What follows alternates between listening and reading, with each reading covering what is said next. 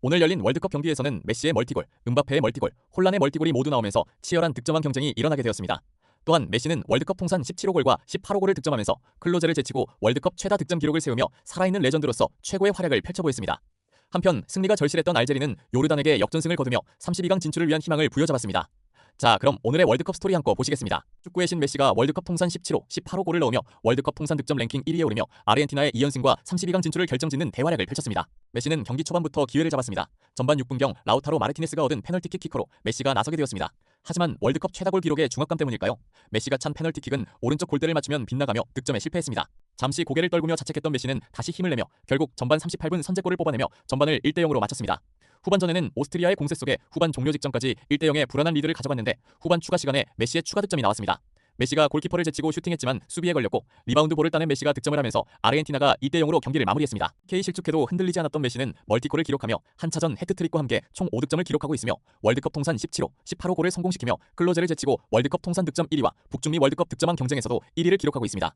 또한 남은 경기가 많은 만큼 메시가 두 자릿수 월드컵 득점왕, 월드컵 통산 득점 20골을 달성하는 모습도 기대할 수 있게 되었습니다. 프랑스의 슈퍼에이스 음바페가 멀티골을 기록하며 프랑스의 2연승을 이끌었습니다. 또한 메시와 혼란과의 득점왕 경쟁에도 불을 지피며 뜨거운 경쟁 구도를 만들었습니다. 경기 시작과 함께 이라크는 음바페를 4명의 수비수가 에워싸면서 수비하면서 득점을 주지 않기 위해 노력했습니다. 하지만 음바페는 역시 음바페. 전반 14분 음바페는 올리스의 패스를 받아 박스 바깥에서 강력한 왼발 중거리 슈팅으로 선제골을 득점하면서 프랑스의 리드를 가져왔습니다. 남은 전반전은 이라크의 극단적 수비와 프랑스의 맹공이 있었지만 골이 터지지 않았습니다. 이때 하늘에서 비가 내리기 시작했고 무려 2시간 동안 천둥과 번개까지 동반한 상황에 경기가 지체되었습니다. 다시 재개된 후반전, 음바페는 위축된 이라크의 수비 실수를 놓치지 않았습니다. 이라크 수비와 골키퍼 간의 패스 연결에 미스가 났고 공을 가로챈 무스만 덴벨레의 패스를 받아 간결하게 두 번째 득점을 성공시킵니다. 이후 덴벨레의 추가골이 나오며 3대0으로 달아난 프랑스의 파상 공세 속에 음바페는 해트트릭을 위해 수차례 결정적 찬스에서 슈팅을 시도했지만 운이 따라주지 않았습니다.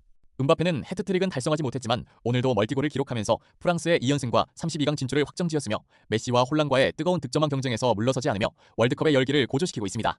노르웨이의 괴물 공격수 혼란이 멀티골을 터뜨리며 아프리카의 강호 세네갈을 3대2로 제압했습니다. 혼란은 오늘 멀티골로 월드컵 득점왕 경쟁을 더욱더 뜨겁게 달구고 있습니다.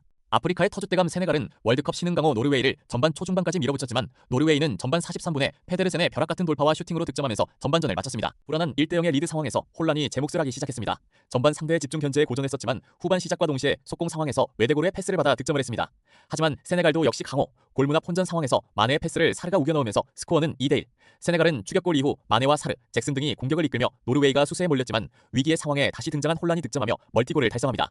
골문 앞 패스를 놓친 뒤 다시 찾아온 기회를 놓치지 않고 득점한 혼란의 활약이 대단했습니다.